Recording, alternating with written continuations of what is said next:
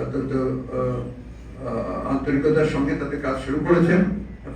প্রথমে যে কাজগুলো তারা শুরু করেছেন সেই কাজগুলো নিঃসন্দেহে গোটা দেশের জাতির কাছে অনেকটা আপনার আশার সৃষ্টি করছে।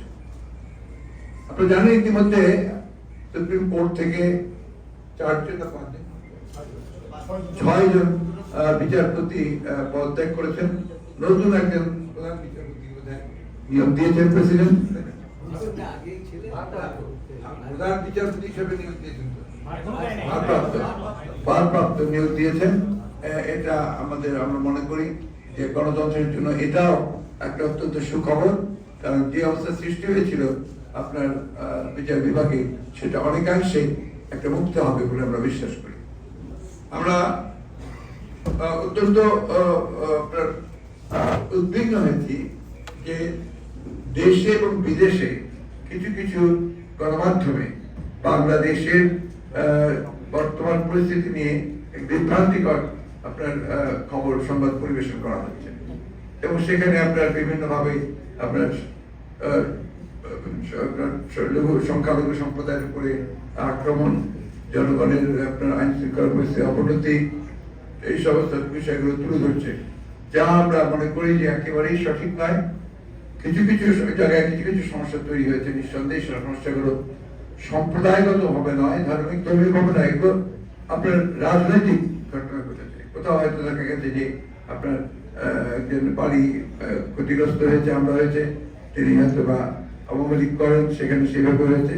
এটার সঙ্গে কোন রাজনৈতিক দলের, বিশেষ করে আমাদেরকে জড়িয়ে একটা আপনার অপপ্রচার চালানোর চেষ্টা করা হয়েছে। এটার আমরা তীব্র নিন্দা জানাচ্ছি। একই সঙ্গে আমরা স্পষ্টভাবে বলতে চাই যে এই ধরনের কোনো ঘটনার সঙ্গে বিএনপি জড়িত নয়, বাংলাদেশের কোনো সুস্থ স্বাভাবিক রাজনৈতিক দল বা ব্যক্তিও জড়িত থাকতে পারে না। সম্পূর্ণভাবে একটা চক্রান্ত চলছে, যে চক্রান্তে বাংলাদেশের অর্জিত যে আমরা একটা স্বাধীনতাই বলবো নতুন করে আমরা অর্জন করছি, সেটাকে নস্যাৎ করবার একটা চক্রান্ত শুরু হয়েছে। আমরা একটা জিনিস আপনাদের জানিয়ে রাখতে চাই যে এই বিগত আন্দোলনে, এই গত আন্দোলনে বিজয়ের পূর্বে সরকার বাহিনী দিয়ে যে নৃশংসভাবে গণহত্যা করা হয়েছে, সেই গণহত্যার ব্যাপারে আমরা সবসময় কথা বলে এসেছি এবং জাতিসংঘের উদ্বেগ ছিল এটাতে সবচেয়ে বেশি। আমরা সিদ্ধান্ত নিয়েছি যে জাতিসংঘের কাছে আমরা এই বিষয়ে একটা নিরপেক্ষ তদন্ত চেয়ে আমরা চিঠি পাঠাবো। আমরা এটাও সিদ্ধান্ত নিয়েছি যে আমাদের প্রধান উপদেষ্টা তিনি, তাকে আমরা চিঠি দেব।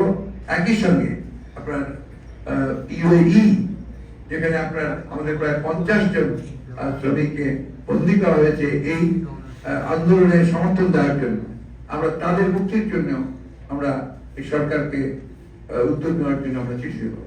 আমরা চেষ্টা করবো চিঠি দেওয়ার।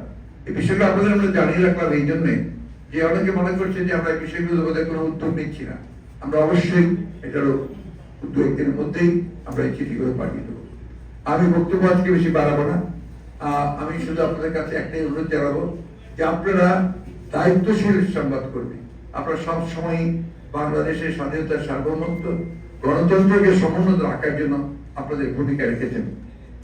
আপনারা দয়া করে এমন কোন সংবাদ যেন পরিবেশিত না হয় যে সংবাদের দ্বারা মানুষ বিভ্রান্ত হবে এবং এই যে বিজয়, এই বিজয়কে আপনার ব্যাহত হবে। এটা আমার বিশেষ অনুরোধ আপনাদের কাছে।